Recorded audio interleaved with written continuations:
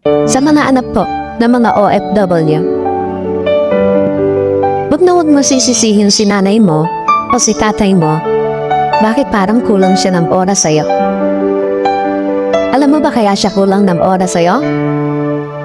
Para yung bawat oras ng pagkain mo, may kakainin ka.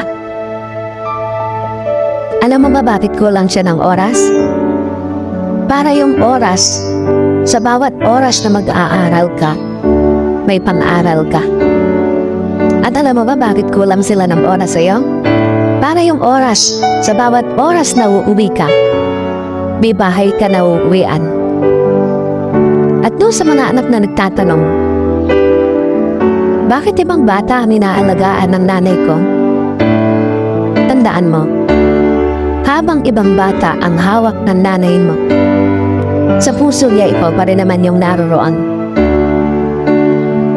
Sa mga bata na nagtatanong, sa mga anak na nagtatanong, bakit ibang bata ang inaaruga ng nanay ko?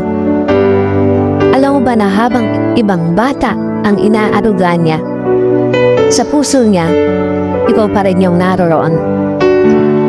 Kaya pahalagahan mo bawat sakripisyo ng magulang mo.